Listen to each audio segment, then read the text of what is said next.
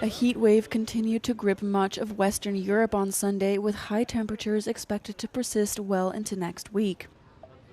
In France, authorities have restricted alcohol consumption at the annual Fête de la Musique festival in Paris. The nationwide summer solstice celebration involves thousands of concerts in village squares, rave venues, and clubs. The French government banned public drinking in red alert zones and ordered organizers of events to limit alcohol consumption to preserve emergency services. Temperatures are expected to reach 35 degrees in Paris on Sunday, while parts of southern France and Spain are set to touch 40 degrees.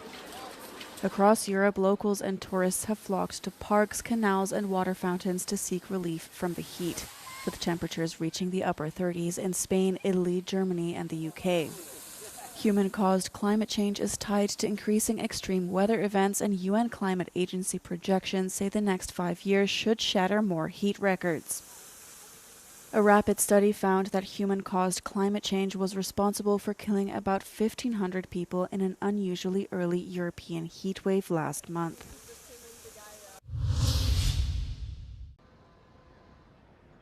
UK Prime Minister Keir Starmer is facing mounting pressure to resign or face a challenge from newly elected Labour Party lawmaker Andy Burnham, who is returning to Parliament following a massive by-election win in Makerfield.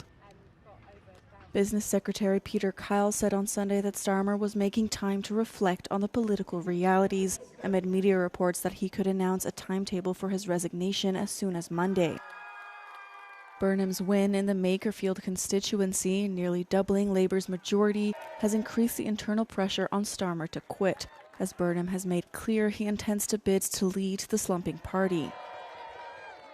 If successful, he would become Prime Minister by default, given that ruling Labour has a huge parliamentary majority.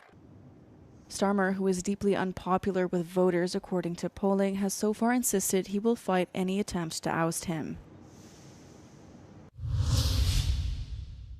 Petrol sales in Russian-occupied Crimea were suspended from Sunday morning as a fuel crisis deepens on the peninsula. According to Moscow's head of the annexed territory, fuel will be sold only to, quote, government agencies that ensure the functioning and security of the Republic of Crimea. It comes as Kyiv's targeting of Russia's energy industry sparks a major fuel crisis in Crimea, with long queues for petrol stations and limited supply. С 9:00 на крымских АЗС отпуск топлива за наличный и безналичный расчет и за талоны юридическим и физическим лицам будет прекращен.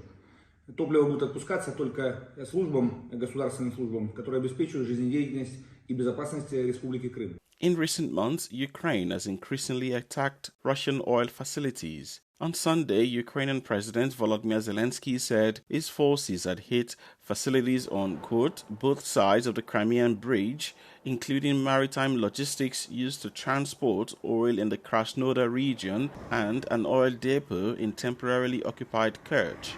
Meanwhile, Russian attacks on Ukraine have continued relentlessly, with local authorities in eastern Ukraine reporting 3 people dead and 22 others injured on Sunday.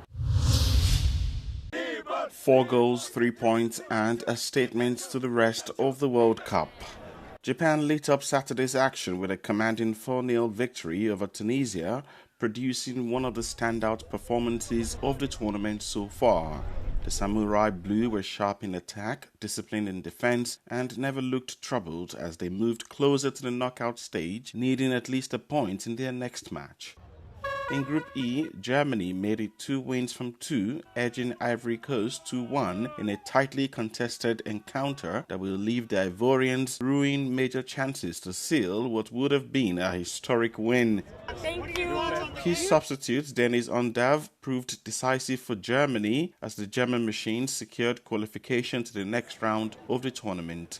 Earlier in the evening, the Netherlands pulled off an emphatic 5-1 victory over Sweden. The Swedes struggled to cope with the pace and movement of the relentless Dutch attack and scored just 1 goal in the second half.